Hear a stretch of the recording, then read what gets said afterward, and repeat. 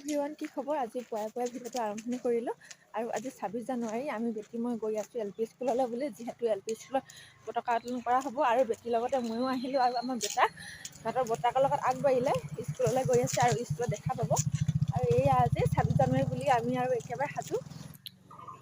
আৰু আহি মই এয়া স্কুল পালোহি আৰু স্কুলৰ সন্মুখৰ পৰা এয়া ভিডিঅ' কৰি আছোঁ আৰু লাহে লাহে সকলো আহি স্কুলত উপস্থিত হৈছেহি। এটি সুন্দৰ ৰাতিপুৱা, তাতে আকৌ আজি গণতন্ত্ৰ দিৱস। সকলোলৈ নমস্কাৰ জনাই আজি ভিডিঅ'টো আৰম্ভণি কৰিছোঁ।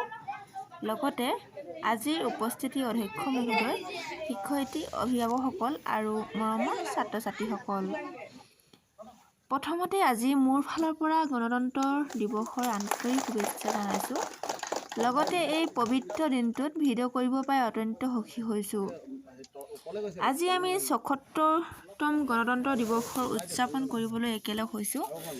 ভাৰতবৰ্ষৰ ইতিহাসত আজি এই দিনটো এক গুৰুত্বপূৰ্ণ দিন হিচাপে ধৰা হয়। আজি এই পবিত্ৰ দিনটোতে ভাৰতবৰ্ষৰ সংবিধান কাৰ্যকাৰী কৰা হৈছিল। এই দিৱসৰ জৰিয়তে ভাৰতৰ স্বাধীনতা আন্দোলনত প্ৰাণ আহুতি দিয়াসকল বা ব্যক্তিসকলক স্মৰণ কৰা হয়। আৰু এয়া আমি সকলোৱে ভাৰতৰ ৰাষ্ট্ৰীয় সংগীত পৰিৱেশন কৰিছোঁ।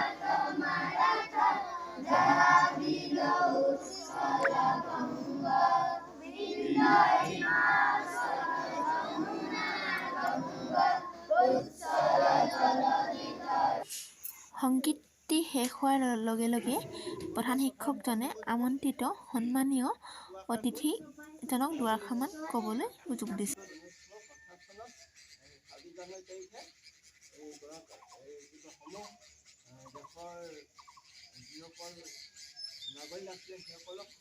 ব্যক্তিজনৰ কণ্ঠস্বৰ কিছু সৰু হ'লেও তেওঁ আমাক বহুতো নজনা কথা ব্যক্ত কৰিলে আৰু নজনা কথা মাজেদি চমুকৈ ব্যক্ত ৰাখিলে।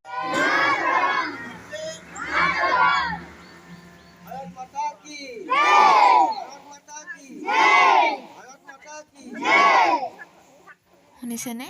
বন্দে মাতৰম লগতে ভাৰত মাতা কী জয় ধ্বনিৰে আজি আমাৰ বিদ্যালয়খন একেবাৰে মুখৰিত কৰি তুলিলে আৰু সঁচাকৈ বহুত ভাল লাগিলে।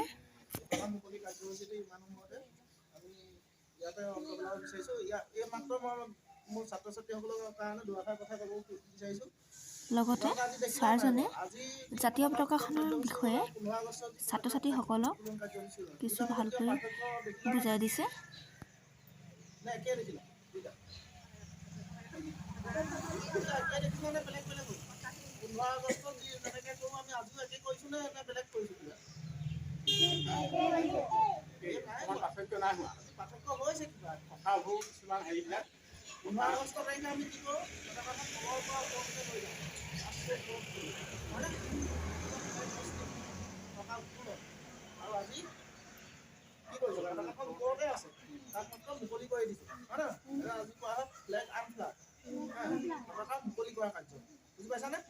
আজি 26 জানুৱাৰী 15 আগষ্ট তাৰিখৰ পাৰ্থক্য এইটোৱে।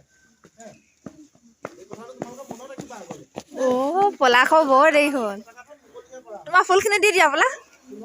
এল পি স্কুলৰে এইফালে আমাৰ কণমানি ছাত্ৰজনে ক্লাছ 1ৰ কিছু পলমকৈ আহি পালেহি আৰু হাতত ফুলো লৈ আনিছিলে।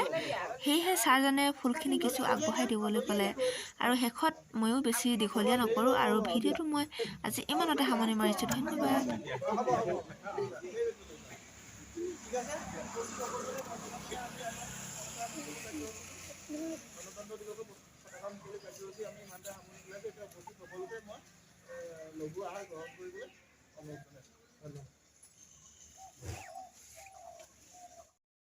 একেবাৰে শেষত এল পি স্কুলৰ পৰিৱেশটো চাই কেনে পালে নিশ্চয় নজনাকৈ নাথাকিব। লগতে লাইক কৰিব, কমেণ্ট কৰিব আৰু শ্বেয়াৰ কৰিব বুলি আশা ৰাখিলোঁ। আৰু এয়া সকলোৱে মিলি লঘু আহাৰ গ্ৰহণ কৰা দৃশ্য আজি আপোনালোকক ভালকৈ দেখুৱাই দিলোঁ।